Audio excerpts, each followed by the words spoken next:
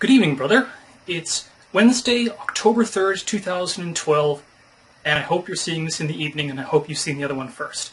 First off, one of the things I forgot to mention yesterday about the riots was that they were sparked by something on Facebook. What had happened, from what I understand, is that a picture that insulted the Prophet Muhammad had gone up, and then someone had tagged the local Buddhist community in the picture. And then other people saw that tag and thought that the Buddhist community had put this up or had endorsed it or whatever, and that's why there was this massive riot. Buddhists in Malaysia are less than 1% of the total population. It appears that race is coming up in the election. One of the things, another piece of jargon that they often use is called dog whistling. It's where you say something that on its surface doesn't seem bad, but to your supporters it is exactly what they want to hear. Stuff like saying, I wonder if the president needs to take rest, he plays all this basketball, he's been kind of a absentee president.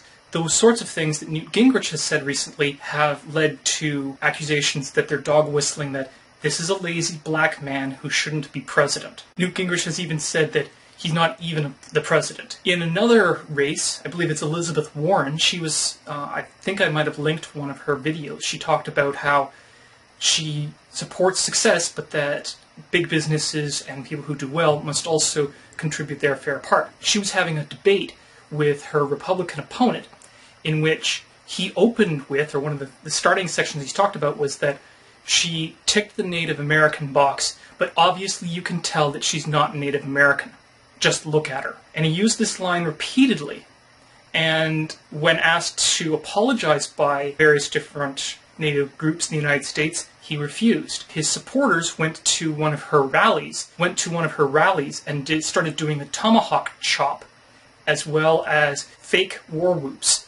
And while he distanced himself from his supporters at that point, he still didn't renege on the entire argument. This has led to all sorts of people sending in pictures saying, look, I'm Native American, can you tell? And obviously from the pictures, I couldn't tell. And according to certain Native American registries in the United States, all you have to do is to have been registered with them. You don't necessarily have to have blood lineage.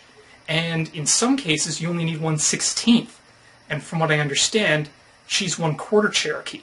So, race in the United States, rearing its ugly head. There's already been some talk about how it was Mitt Romney's election to lose, in that Republicans and conservatives in general in the U.S. are starting to remove their support from him so that they can win other down ticket, which is Senate or Congress seats, and later be able to blame the failure on Mitt Romney and not on their message or their conservative storyline or anything like that. Probably not even blame it on Paul Ryan, his running mate.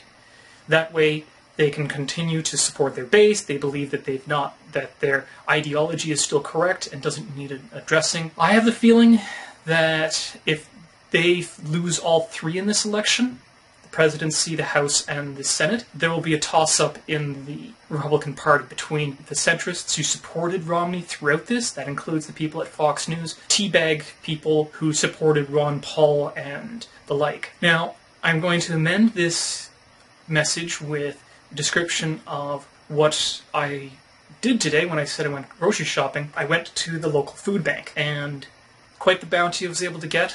It'll tie me forward for quite a while. I'm still going to have to supplement it somewhat, but there's a lot there. Anyway. Okay, so this is my first time going to the food bank.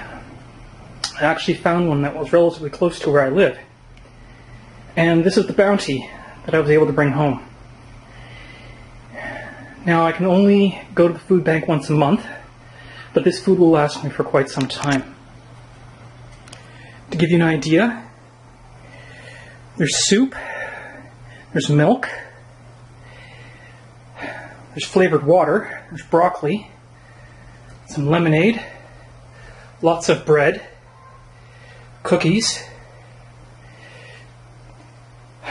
mango and other fruit chunks, peppers, some rice, crackers, hand sanitizer. I was surprised at the huge Toblerone, cola, some pasta, and some frozen yogurt. So yeah, the potatoes are going to need some work. I think that some parts of them might have gone bad, but I'll look into making them into mashed potatoes. Everything else I'm going to have to experiment with. I haven't eaten a lot of broccoli before, and some of this stuff I've never had before. But I will endeavor to eat through all of this because I was in need of grocery assistance this month. Having some issues with my student loan last month, and then getting additional phone time this month basically meant that I couldn't pay for groceries, and I needed to find a food bank. Took me a while to find it though. Anyway, very thankful for the people who donated, and very thankful for the people who are volunteering there. So now that you've seen that, I hope you're having a good day, and I'll talk to you soon.